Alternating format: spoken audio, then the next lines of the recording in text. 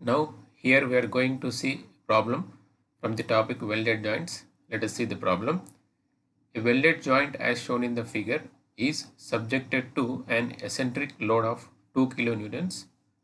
Find the size of the weld if the maximum shear stress in the weld is 25 megapascal. So here a plate is welded to another plate or wall, something like this, by a welded joint, and the plate length of the plate is some, or width of the plate is 40 mm. So when you do weld, this will become length of the weld, and here this 2 kilonewtons is acting like this, and it is having a distance of 120 mm from this support, means this will become eccentric load for this weld section, and this is another view for this diagram. So for this type of weld and for this type of loading, we have to find out this size of the weld. So first of all, let us see what is the given data. Load value is given 2 kilonewtons, means 2 into 10 to the power of 3 newtons. Maximum shear stress is given, tau is 25 megapascal, and eccentricity, as I told, this is eccentricity for this load, that is 120 mm, and length of the weld is given 40 mm. So I told this is width of the plate will become length of the weld, by because you will do welding like in this direction up to here, so this will become length of the weld, and here we have to find out the size of the weld. So see here, this load will produce two kinds of stresses in this weld section. One is direct shear stress, because when it is acting like this plate may fail or break at this weld section, so which is producing direct shear stress, and this load is also producing bending at this portion or bending in the weld. So this load is, or this eccentric load is producing direct shear stress, that let us take tau, and bending stress sigma b.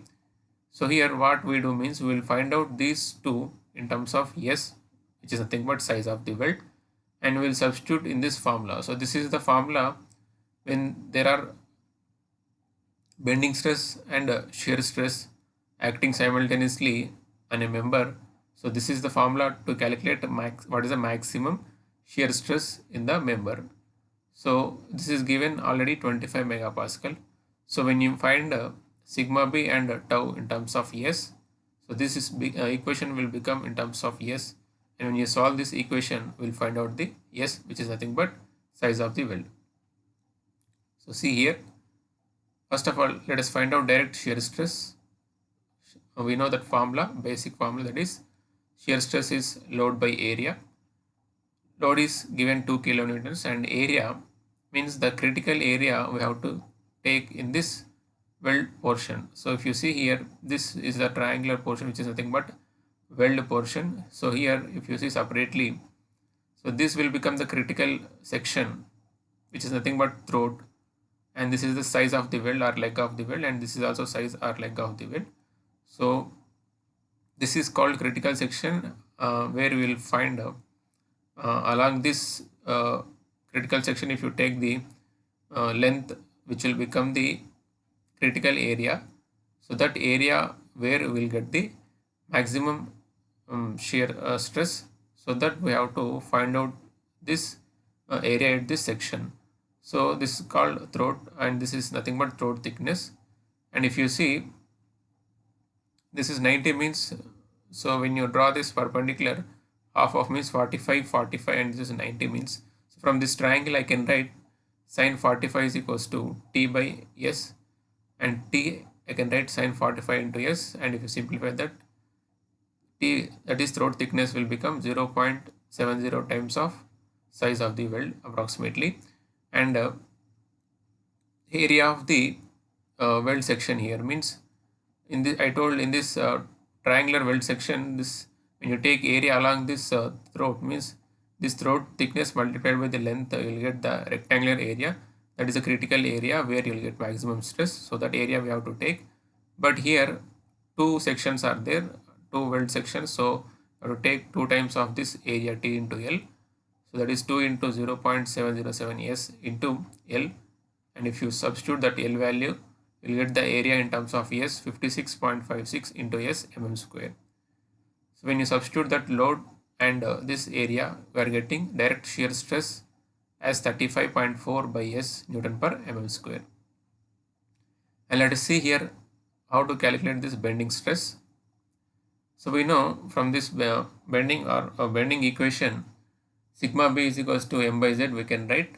So here m is the bending moment here, and that we can write p into E, where p is the load acting 2 kilonewtons and E is the eccentricity. So we have seen eccentricity value as 120 in the data itself. So if you observe here, this is the eccentricity value you can see, and this is a load value. So if you write that 2 kilonewtons, that is 2 into 10 to the power of 3 newtons into eccentricity 120, it is load into distance, you will get moment or bending moment. So that is 240 into 10 to the power of 3 Newton mm. And here Z is nothing but section modulus about this throat section. If you see, this will become, this is the formula to calculate section modulus for this kind of weld section, triangular weld section about the throat, that is T into L square by 6. But we have above and below 2 sections, means into 2. So if you simplify that, we will get Z section modulus as 377 into S mm square. And if you substitute in that m by z, m we got to 40 into 10 to the power of 3 and z 377 into S. And if you simplify that, we are getting 636.6 by S Newton per mm square.